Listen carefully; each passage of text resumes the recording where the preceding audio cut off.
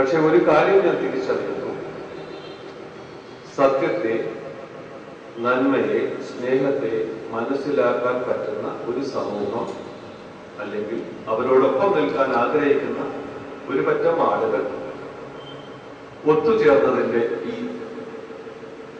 ധന്യതയാണ് ഈ നിമിഷം എന്ന് ഞാൻ മനസ്സിലാക്കുന്നു.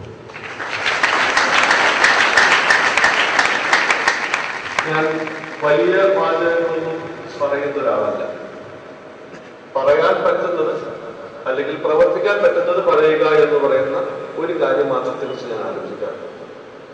നമ്മൾ പലപ്പോഴും ഞാൻ അത് ചെയ്യാം, ഇത് ചെയ്യാം, അങ്ങനെയാക്കും, ഇങ്ങനെയാക്കും എന്ന് പറയുന്ന മഹത്വാചകങ്ങൾ നാളത്തെ പത്രത്തിൽ അല്ലെങ്കിൽ അടുത്ത ദിവസങ്ങളിൽ മുഴുവൻ വരാൻ വേണ്ടിയുള്ള പ്രഖ്യാപനങ്ങളുടെ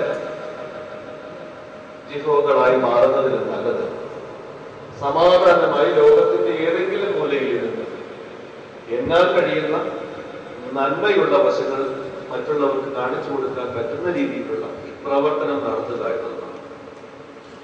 ഇത് മനസ്സിലാക്കുന്ന ആളുകൾ വളരെ കുറവ് ആയിരിക്കാം. പക്ഷേ എവിടെയെങ്കിലും ഒരാൾ, ബഹുമാന്യനായ എഴുത്തുകാരൻ എം ടി വാസുദേവന്റെ ഒരു വാചകം, ഞാൻ എഴുതുന്നത് ലോകത്തിന്റെ ഏതെങ്കിലും മൂലയിൽ ഒരു മണ്ണെണ്ണ വിളക്കിന്റെ താഴെ ഇരുന്ന് വായിക്കുന്ന ഒരു വായനക്കാരനുണ്ടാകാം.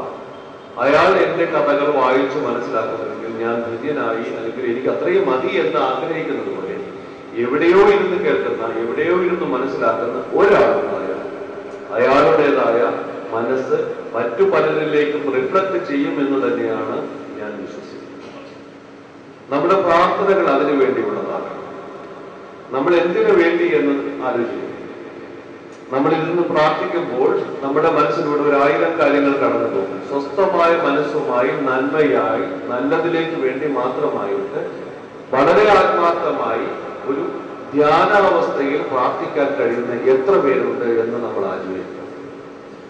തീർച്ചയായും പ്രാർത്ഥന ഒരു ധ്യാനാവസ്ഥയാണ്. ആ ധ്യാനം നമ്മൾ മനസ്സിലുണ്ടെങ്കിൽ നമ്മുടെ എല്ലാ പ്രവർത്തികളിലും അത്തരം ധ്യാനത്തിന്റെ ഒരു അവസ്ഥ ഉണ്ടാവുകയാണെങ്കിൽ നമ്മൾ ചെയ്യുന്ന കാര്യങ്ങളെ കുറിച്ച് നമുക്ക് വ്യക്തമായ തീരുമാനമുണ്ടാകും. ഞാനൊരു ചെറിയ കഥ കൂടെ പറഞ്ഞിട്ട് വർത്തമാനം നിർത്താമെന്ന് ഞാൻ വിചാരിക്കുന്നു. ഇത് ജർമ്മനിയിൽ ഒരു ശില്പകലയെ കുറിച്ച് പഠിക്കാൻ ആഗ്രഹിച്ച് ഇന്ത്യയിലെ പല ശില്പ നിർമ്മാണ ഇടങ്ങളിലേക്കും കടന്നുപോയ ഒരു ചെറുപ്പക്കാരൻ എഴുതിയ കുറച്ച് കാര്യങ്ങളാണ്. അയാളുടെ യാത്രക്കിടയിൽ ചെയ്ത കാര്യങ്ങളാണ്. അയാള് തമിഴ്നാട്ടിലെ ഒരു ക്ഷേത്രങ്ങൾക്ക് വേണ്ടി ശില്പങ്ങൾ ഉണ്ടാക്കുന്ന ഒരു ശില്പികളുടെ ഗ്രാമത്തിൽ ചെല്ലുകയുണ്ടായി. അവിടെ കുറെ ശില്പങ്ങൾ ഇങ്ങനെ പൊട്ടിയതും പൊട്ടാത്തതും നല്ലതും ചീത്തയുമായ കുറെ ശില്പങ്ങൾ പണിതുകൊണ്ടിരിക്കുന്നതിനിടയിൽ ഒരു ശില്പി ഒരേപോലെയുള്ള ഒരു വിഗ്രഹം കൊത്തിവെച്ചിട്ടുണ്ട്. അതിന് തൊട്ടടുത്ത് അതേപോലത്തെ ഒരു വിഗ്രഹം കൊത്തിക്കൊണ്ടിരിക്കുന്നത് കണ്ടപ്പോൾ ഇയാൾ ചോദിച്ചു, എന്തിനാണ് ഒരേപോലത്തെ 2 വിഗ്രഹങ്ങൾ? ശില്പി ചെയ്യുന്ന പ്രവൃത്തിയിൽ നിന്നും കണ്ണെടുക്കാതെ പറഞ്ഞു, അതിന് ചില കുഴപ്പങ്ങളുണ്ട്, അതുകൊണ്ട് മാറ്റി വെച്ചതാണ്. വീണ്ടും ചോദിച്ചു ഇയാൾ, ഈ വന്ന ഗൈഡ് ജർമ്മനിക്കാരൻ ആ മാറ്റിവെച്ച ശില്പത്തെ മുഴുവനായിട്ട് പരന്നു. അതിനകത്ത് എന്താണ് കുഴപ്പമെന്ന് വളരെയധികം ശ്രമപ്പെട്ട് അന്വേഷിച്ച് നോക്കിയപ്പോൾ ഒരു പ്രത്യേകമായ ഒരു വ്യത്യാസവും കണ്ടില്ല. ചെയ്യുന്നതിൽ നിന്നും വ്യത്യാസങ്ങളൊന്നും കാണേണ്ടല്ല. അപ്പൊ ഇയാൾ ചോദിച്ചു, ഇതിനകത്ത് കുഴപ്പമൊന്നുമില്ലല്ലോ.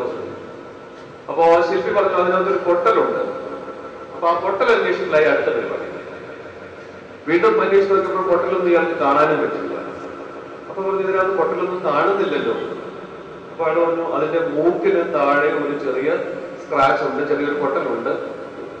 അങ്ങനെ നോക്കിക്കഴിഞ്ഞപ്പോ അയാൾ തന്നെ കുറെ നേരം മെനക്കെട്ടപ്പോഴാണ് ആ പൊട്ടലിന്റെ ഒരു ചെറിയ അവസ്ഥ കാണുന്നത്. അപ്പോ ഈ ജർമ്മൻകാരന്റെ ശില്പിയോട് ചോദിച്ചു, ഇത് എവിടെയാണ് വെക്കാൻ പോകുന്നത്? അപ്പൊ അയാൾ 50 അടി പൊക്കമുള്ള ഒരു മണ്ഡപത്തിന്റെ ഏറ്റവും മുകളിലത്തെ ഭാഗത്താണ് ഈ ശില്പം വെക്കാൻ പോകുന്നത്.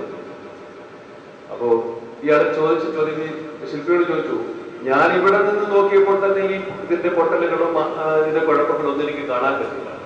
50 അടി മുകളിൽ വെച്ച് കഴിയുമ്പോൾ ഇത് ആരറിയാനാണ്? എന്തിനാണ് നിങ്ങൾ ഇത് മാറ്റി വെച്ചിട്ട് ഇത് തന്നെ വെച്ചാൽ പോരായിരുന്നു? ഇത് മാറ്റി വെച്ചിട്ട് വേറൊരു ശില്പം ചെയ്യുന്നത് എന്ന് ചോദിച്ചപ്പോൾ ആ ശില്പി തലയുയർത്തി പറഞ്ഞു, എനിക്കറിയാം, ഈ പൊട്ടലുണ്ടെന്നുള്ളത് എനിക്കറിയാം. ഞാനിവിടെ വരുമ്പോൾ ആ പൊട്ടൽ എനിക്ക് മനസ്സിലാകുന്നു. ഇത്തരം ഒരു മനസ്സ് എല്ലാ മനുഷ്യനും ഉണ്ടായാൽ നല്ലതാണെന്നാണ് ഞാൻ കരുതുന്നത്. നമ്മൾ ചെയ്യുന്ന പ്രവൃത്തികളിൽ നമ്മൾക്കെങ്കിലും അല്പം സത്യസന്ധത ഉണ്ടായാൽ, നമ്മളെങ്കിലും നേരിട്ട് നേരെ പിടിക്കുന്ന കണ്ണാടിയായി മാറിയാൽ മറ്റുള്ളവരെ കുറിച്ച് നമ്മൾ വേവലാതിപ്പെടേണ്ടി വരില്ല. ജീവിതത്തിലെ ഏറ്റവും പരമപ്രധാനമായ കാര്യം നമ്മൾ മറ്റൊരാളുടെ മുഖത്ത് നോക്കിയിട്ട് നമുക്ക് ഞാൻ പറയുന്നത് സത്യമാണ്, എനിക്കത് പറയാനുള്ള യോഗ്യതയുണ്ട് എന്നുള്ള തോന്നലുണ്ടാക്കുക. അത് പറയാനുള്ള പ്രവൃത്തി നമ്മുടെ മനസ്സിലുണ്ടാവുക. കാരണം തെറ്റുകൾ കണ്ടാൽ വിളിച്ചു പറയുന്ന ആളുകളായി മാറും. ഇടപെടുന്ന ഒരു സമൂഹത്തെയാണ് എന്നും അതിന് പുറത്ത് ഒരുപാട് പ്രശ്നങ്ങൾ ഉണ്ടായെന്ന് വരാം. പക്ഷേ ഇടപെടുന്ന ഒരു സമൂഹമായി മാറുമ്പോഴാണ് നമ്മൾ നന്മയിലേക്കും നേരിലേക്കും കുതിക്കുന്നത്. നമ്മുടെ വിദ്യാഭ്യാസ രീതികളിൽ തന്നെ അത്തരം കാര്യങ്ങൾ ഉണ്ടാവുന്നത് ഒരു അത്യാവശ്യമാണ്. പുസ്തകം വായന മാത്രമല്ല, ആളുകളുമായിട്ട് ഇടപഴകുകയും പ്രവർത്തിക്കുകയും ഓരോ സ്ഥലങ്ങളും സന്ദർശിക്കുകയും ചെയ്യും. യാത്രയാണ് ഇതിനെ പറ്റി ഏറ്റവും വലിയ ഭാഗം എന്ന് ഞാൻ കരുതാറുണ്ട്. കാരണം നമ്മൾ ഒരുപാട് പേരെ കാണുന്നുണ്ട്, ഒരുപാട് പേരുമായിട്ട് ഇടപഴകുന്നുണ്ട്. നമ്മുടെ വിദ്യാഭ്യാസത്തിന്റെ രീതിയും അങ്ങനെ തന്നെയാണ്. നന്മയിലേക്ക് കൊണ്ടുപോകുന്ന ഒരു പുതിയ കാലത്തിലേക്കും ജീവിക്കാൻ പ്രേരിപ്പിക്കുന്ന തരത്തിൽ നമ്മുടെ പ്രശ്നങ്ങളെ സജീവമായി ഇടപെടുന്ന ഒരു സമൂഹത്തെ ഉണ്ടാക്കുന്ന ഒരു വലിയ കർമ്മമായിട്ട് ഈ ക്യാമ്പയിൻ മാറണമെന്ന് ഞാൻ ആഗ്രഹിക്കാറുണ്ട്. ലോകത്തിന്റെ ഏതോ മൂലയിൽ ഏതൊക്കെയോ മനുഷ്യന്മാർ, കുറച്ചുപേർ തീവ്രവാദികളാകുകയും കുറച്ചുപേർ വലിയ പ്രശ്നങ്ങൾ ഉണ്ടാക്കുകയും ചെയ്യുമ്പോൾ അത് ചിലപ്പോൾ ഒരു മതത്തെ പോലും വല്ലാതെ സ്വാധീനിക്കാതെ മതത്തെ പോലും മോശമായിട്ട് കാണുകയും ചെയ്യുന്ന ഒരു കാലത്താണ് നമ്മൾ ജീവിക്കുന്നത്. മനുഷ്യന്മാർ നല്ലവരല്ല എന്ന് വിചാരിക്കുന്നതല്ല. എല്ലാ മനുഷ്യന്മാരിലും നന്മയുണ്ട്. എല്ലാ മനുഷ്യന്മാരിലും ഒരേ രീതിയിലുള്ള മനസ്സ് തന്നെയാണ് പ്രവർത്തിക്കുന്നത്. പക്ഷേ ആ അത്തരം മനസ്സ് പ്രവർത്തിക്കുന്ന ചുരുക്കം ചില ആളുകളെ, ഏതൊക്കെയോ ആളുകൾ ആർക്കൊക്കെയോ വേണ്ടി, ഞാൻ ഒന്നും പേരെടുത്ത് പറയാത്തതിന്റെ കാരണം അത് തന്നെയാണ്, ആർക്കൊക്കെയോ വേണ്ടി ചില പിണിയാളുകളാക്കി മാറ്റുകയും ചില ബലിയാളുകളാക്കി മാറ്റുകയും ചെയ്യുന്ന ഒരു അവസ്ഥ നമ്മൾ കാണുന്നത്.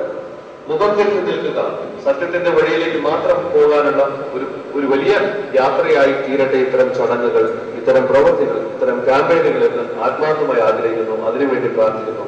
എല്ലാ നന്മകളും ഉണ്ടാവുക.